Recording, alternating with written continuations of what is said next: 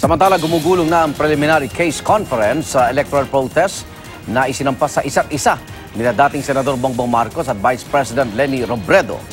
Kaugnay po niyan, makakusap natin live sa ating studio si dating Senador Bongbong Marcos. Magandang umaga po, Senador Marcos. Magandang umaga at magandang umaga sa mga nanonood. Good morning po. Good morning.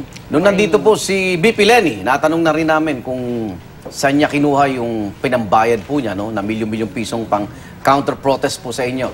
At sabi niya naman niya sa pamilya ay nang yumaon niyang asawa, si Secretary Robredo, o kaya yung donasyon daw, piso-piso ng kanyang mga suporta. Kayo po bago yung deadline, nakapagbayad na rin po kayo ng balanse. Ayun, siyempre, tatanungin din po namin kayo, saan po galing yung pinambayad niyo rin po sa Supreme Court? Well, yung una, nagbayad kami, may dalawang bayad yan eh. Yung unang bayad, nakuha namin sa mga kaibigan, mga donor. Dahil kung maalala ninyo, binigyan kami ng order nung Lunes ng Holy Week. Ang deadline, Friday ng Holy Week. Kaya sabi namin, paano namin mabubuo eh? Malaking pera, 36 million. Okay. Yung una, so humingi kami ng tulong sa mga kaibigan at marami namang handang tumulong at meron naman silang paniniwala sa aming ipinaglalaban. Kaya doon namin nakuha.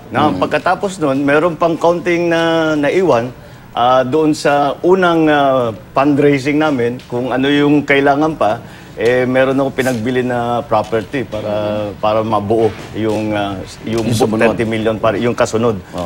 Yung na ibinayad namin nung Lunes, last Monday. Wala bang planong amyendahan to na ang mahal tapos yung biktima, kagaya nyo, sa tingin nyo, biktima kayo ng dayaan, kayo pa yung gagastos sa palpak na sistema kung batay po sa akusasyon ninyo? Oo nga talagang ito'y dapat matignan dahil nga si Senator Ping Lacson ang nakabanggit niyan nasabi nga niya, ito yung sistema na ngayon na ginagamit natin ay parang pumapabor lamang sa may kaya at parang sinasabi, masyadong malaki ang kailangan na ibabayad, huwag na kayo magprotesta. Parang ganun ang magiging tendency ng tao. Kaya kung ang pagkakamali o pagkukulang ay nasa COMELEC naman, bakit ang kandidato magbabayad? Ngunit siguro kailangan pag-usapan yan at tingnan natin kung may kailangang reforma sa sistema natin ng paghalal. Pero sa ngayon, ganyan ang rules, kaya sumusunod lang tayo. Balikan na po natin yung kaso. Ano po reaksyon nyo? At parang pinayagan na ho ng Supreme Court. May 3 pong nabanggit na mga lugar. Ano po ba yung manual recounting? O yung 3 napag-usapan ay tinatawag na pilot provinces. Dahil marami kaming pinabubuksan at pinapatignan. Pero meron 3 muna. Yung 3 ay yung Iloilo, Negros Oriental at saka Camarines Sur. At ang gagawin dyan, ang dahilan kung bakit pinili yan ay dahil malaki ang undervote na tinatawag. Yung undervote ay yung botong nawala para sa vice-presidente. Ibig sabihin, sa balota, may boto na sa presidente, may boto sa mga senador. Wala sa vice. May boto sa gobernador. May boto siguro sa, either walang boto sa vice-gobernador o nagbumoto pero nasira o basta't hindi sinama sa bilang. Para may comparison, ang undervote kay Pangulong Duterte, may mga 1 milyon nung nakaraang halalan.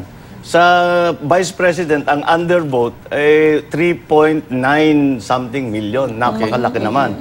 Parang mahirap nga maintindihan kung paano. Binoto na yung presidente pero hindi binoto yung vice. At ba't ang daming nawala? At saan napunta yung botong yun? At bakit nawala? Wala rin boto sa kalaban nyo? Hindi, meron. Meron din? Hindi. Itong undervote, walang boto. Basta yung botong yun, pag sinabing undervote, walang napunta, hindi nabilang yung botong yun, kahit kanino. So, yun ang aming manual ba yung pagbilang dito? Ganun din. Yung dati, magbubukas ng ballot box. In fact, nung nasa Supreme Court kami, pinag-uusapan na yung sukat ng gym, kung saan ilalagay, kung ilang mesa ang ilalagay. At mukhang kaya nagpapasalamat naman kami sa Electoral Tribunal na talagang itinuloy na nila.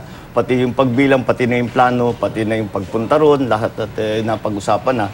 So, pag nabilang ba yung 3 binabanggit niyong lugar, malakas ang tsansa nyo na yung pinaglalaban nyo, makamit nyo yung katarungan o katotohanan Sa dyan? palagay ko, pagka nakita na at na-recover na yung tunay na bilang, sa palagay ko, baka pwede na yung, yung lamang na 263,000, siguro mas malaki na yung Hindi ba makompromiso o maapektuhan yung iba pang resulta ng eleksyon? Hindi, dahil ang aming sinasabi ay kung ano man ang ginawa para palitan ng resulta, hindi naman sa akin lang ginawa. Hindi lang hindi sa ibang kandidatong vice president, hindi sa ibang kandidato kahit sa anong posisyon, kundi sa akin lang talaga. Okay, bago ko ipasa kay Rhea, ito mga tanong Hindi nyo kamag-anak si Superintendent Marcos? Hindi, nakita mo sa kulay lang namin Alam mo, kulay Ilocano si Superintendent Marcos may pagkatisoy Okay, samantala na, Rhea. Yes, so mapunta naman po tayo doon sa issue ng umano'y pagbili ng mga sasakyan, no? Gamit itong tobacco excise tax na dapat para sa mga magsasaka pero pinadaan daw sa pamamagitan ng cash advance imbes na public bidding. Tapos pinapayuhan niyo pa raw ang inyong kapatid na wag dumalo sa hearing ng Kamara? Well, hindi kasi naman yung balita. Baka ipakontempt pa kayo. Oo, may iko-contempt pa ako. Wala naman ako, hindi naman ako abogado, hindi ako pwede magbigay ng legal advice.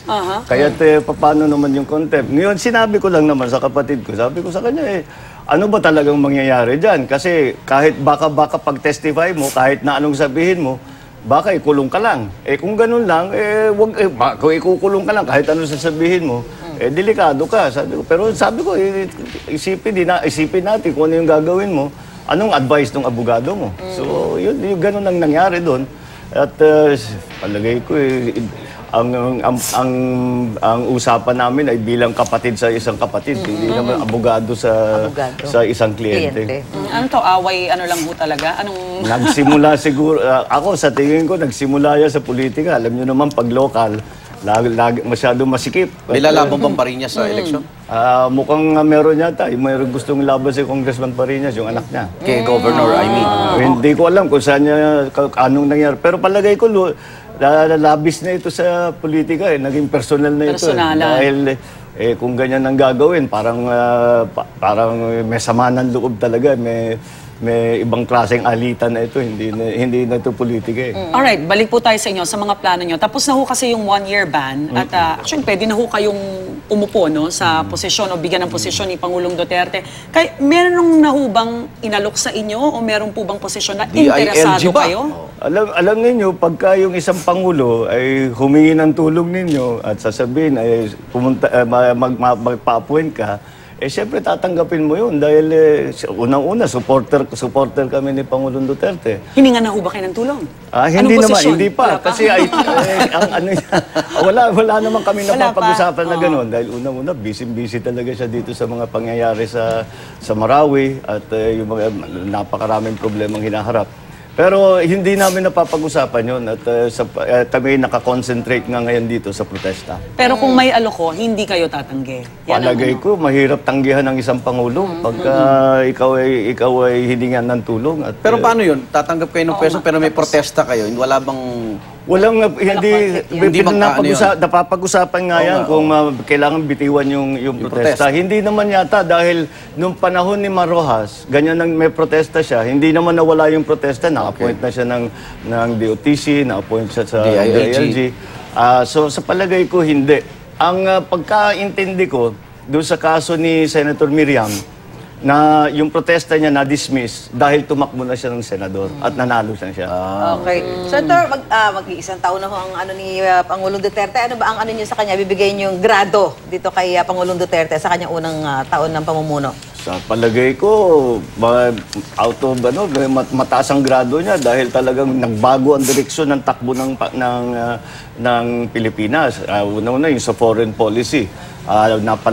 Napalapit nga tayo sa China, marami tayong nakakukuha, maganda naman ang usapan natin, hindi naman nadagdagan, hindi tayo nabawasan ng teritoryo. dahil sa pagkapalapit natin sa mga Chinese.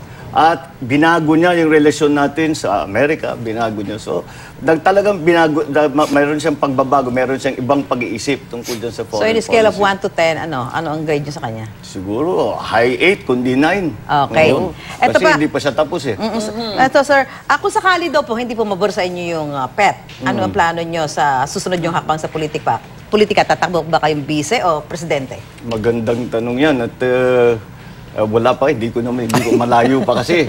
Para sa akin, malayo pa. Talaga nakakonsentrate kami dito sa protesta. Siguro, depende sa takbo ng protesta, pagka palapit na tayo sa 2019, siguro kailangan ng Pero pag-isipan. kayo, kampante kayo naman nanalo kayo sa PEP. Ang masyadong madami kami hawak, yung ebidensya na hawak namin, napakabigat. At talagang maraming lumalapit. At ito nagsimula nung Martes, pagkatapos ng halalan, meron naman mga tumatawag at sabi, may nangyari dito, may nakita kami at nagsusumbong doon sa amin. Okay. Kaya doon sa nakita ko, doon sa mga paliwanag ng mga IT expert, makikita maliwanag na meron talagang ginawa na hindi dapat gawin, na bawal na gawin. Okay. Senator, samantalay ko na rin, yung sa Marawi, martial law Anong reaksyon mo? Lagi iniuugnay sa martial law ng tatay mo. Pabor ka ba sa extension ng martial law sa Marawi? Depende sa sitwasyon, kung kailangan pa. Kaya nga, nababanggit nga yung martial law na linagay ng aking ama. Oo. Ay, sa palagay ko, makikita naman na pareho ang sitwasyon. Dahil may gera sa Mindanao, nung panahon niya, merong mga rebelde na NPA at dalawang gera ang linalaban. Ito, may gera talaga sa Mindanao, kaya talagang kailangan.